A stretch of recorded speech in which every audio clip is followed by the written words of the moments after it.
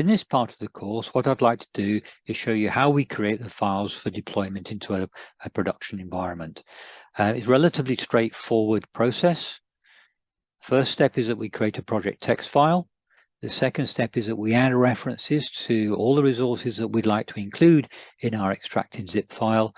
And then the third step is that we create that zip file, which can be sent to the target machines. So we have a look on Syspro to see how that's done.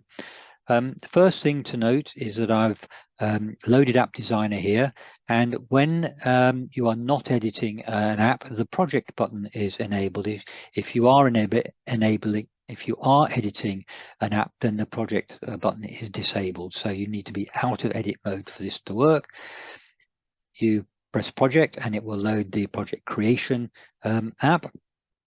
We can create a new project, or we can open an existing one. If we press new, it'll ask for a name. So what we'll do, and test 3, for instance.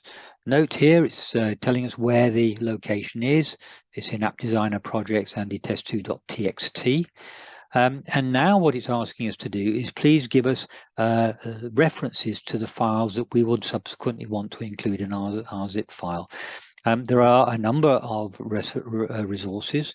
Custom applications are App Designer applications. Syspro applications are standard Syspro programs. Application web views are the Avanti view of our custom application. So that's our custom application working in Avanti. .NET user controls may well be required in any app you're developing, as are VBS modules. Other resources refer to any other non-Syspro file you may need to include in your application. I tend to include documentation and things in this, but there may be specification work, there may be SQL scripts that you need to run, and all sorts of bits and pieces like that, but fundamentally non-Syspro files. So when the zip file arrives on the target machine and an import function is run, which we'll see a little bit later on, the import function recognizes the resource type and can therefore unpack it into the correct folder. So custom applications, as an example, gets extracted to base settings App Designer. Syspro applications get extracted to base UI and other directories for standard Syspro applications. Application web view gets extracted to base settings App Designer as well. .NET user controls are extracted to base managed assemblies. VBS modules to work VB script VBS modules. And then other resources, because they could be absolutely anything, are extracted and put into App Designer resources. And it's up to you then to move them to wherever you need them on the target machine. So if we select custom application here and we select a resource, this is where in base settings App Designer. Now I'm going to scroll down here and pick up a group of things. You can select one or many references here, and you can see that the references are popped into this text file. There's no extraction done yet, it's just references. If you've added stuff in here you don't want, you simply highlight it and delete it. I'll get rid of those. And then you can go down and keep on selecting different bits and pieces for your project. Other resources, for instance, I might select the other resource. And what I might do is go down here, maybe my temp file.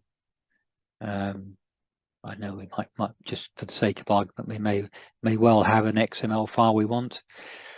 And we can see there's the file.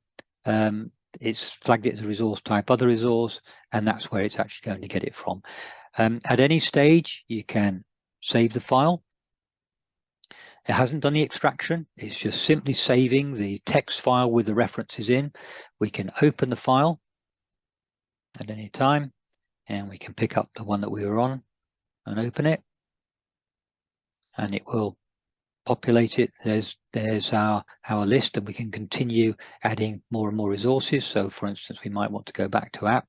Maybe we've written another app, we bang another one on and go on like, and you keep on going round and round until you've got your definitive file.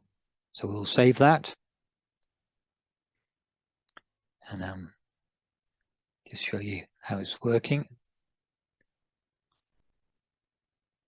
Once you've got the file, then all you've got to do is press export the project. Now, once we've pressed this button, it's going to go down this list and extract the files and put them in our PRJ zip file.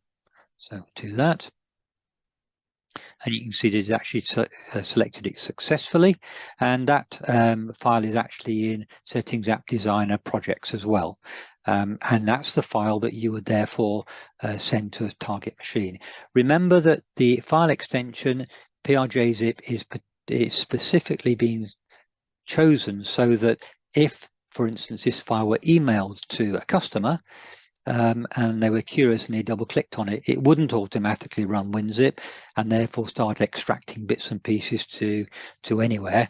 This is particularly targeted at the import part of Syspro, and we'll see that shortly. So there we are. We've created our text file with our references in, and now we've created a PRJ-zip project file that would be emailed or transmitted somehow to a target machine. The next step now will be to see what happens to that file. The next step is to import our project file, our .prj-zip file. First of all, however, you've got to get it onto a client machine on the target system. So you may well decide to email it to a customer and they can save it onto their PC. You may have an FTP site to get it there. You may decide to have it on your own website. Maybe it's a standard application that they can actually download. However you get it onto the machine, it needs to be loaded onto a client machine and then opened up and imported into Syspro. So let's go and have a look at how that's actually done. Here's my installation of Syspro. I've come along, I've clicked on my administration tab, and here under Application Designer, we have Import Project. Now, the first thing we need to do here is actually open project. So we press the open button, and then we navigate through to whatever directory we've saved the project in. Now, as you can see here, I'm going to open my projects because I've got it to Andy Test 3 here. But wherever they've actually saved it, you need to navigate, and then we click on this and we open it. Now, the first thing that the program is going to do is it's going to interrogate that. It's going to extract the text file, in this case, andytest3.txt, put the content here and check whether the application already exists. And clearly on my test system, the files already exist in their locations. And all I've got to do, therefore, is press the import program, or a button rather, and it will take these files from the zip file and put them in their relevant locations. I'm not going to do that now because all you'll see is just it saying the file exists, you want to overwrite it. And it's as simple as that. So if these files didn't exist on the target machine, they would just simply get unzipped and put into the application app designer directory. So next step then is now that we've actually got it onto the system is, well, how do we integrate it into the menu system and into the operator and role securities, which is what we're going to cover next.